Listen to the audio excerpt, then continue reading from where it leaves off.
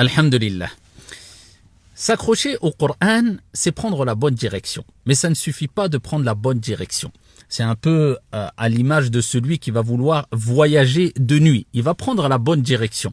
Mais le problème, c'est qu'il va voyager avec son véhicule sans phare, sans feu, dans la pénombre.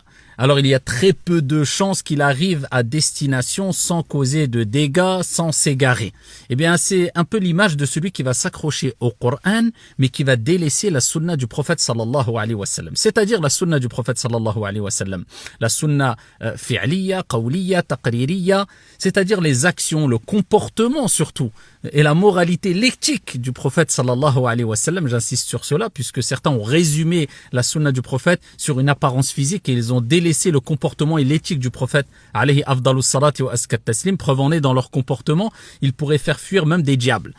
Qu'Allah nous en préserve. Il y a aussi bien sûr la sunna qawliya, les paroles du prophète alayhi salatu wa salam et les approbations du prophète sallallahu alayhi wa sallam. Eh bien, celui qui va délaisser la sunna va certainement s'égarer puisqu'il aura délaissé la lumière qui va lui permettre d'atteindre sa destination.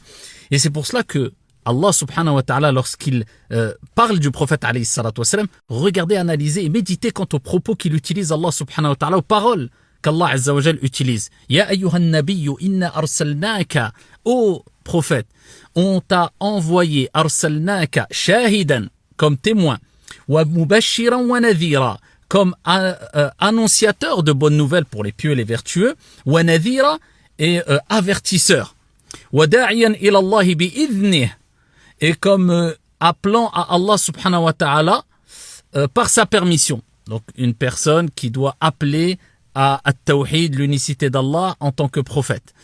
Et il termine en disant, écoutez bien, وَسِرَاجًا مُنِيرًا, et comme lampe éclairante. La sunna du prophète sallallahu alayhi wa sallam, c'est une lumière qui nous éclaire le chemin, qu'on le veuille ou non. Et voilà pourquoi l'imam Malik ibn Anas rahmatullahi alayhi disait as-sunnatu safinatu Nuh. La sunna, il donne l'image de l'arche de Noé. La sunna, la voie, les enseignements, la moralité du prophète alayhi salatu wassalam, la sunna safinatu Nuh, c'est comme l'arche de Noé. Man rakibaha naja, celui qui y prend place, eh bien, est sauvé.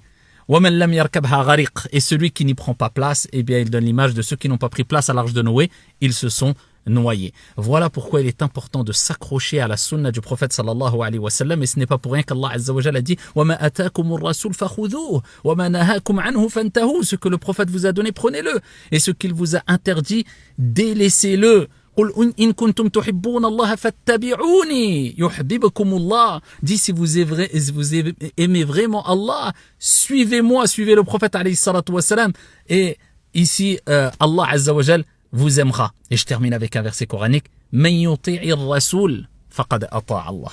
Allah Azza wa Jalla nous rappelle que l'obéissance d'Allah subhanahu wa ta'ala passe aussi par l'obéissance au prophète alayhi salatu wa salam. Celui qui a obéi au messager a certes obéi à Allah subhanahu wa ta'ala.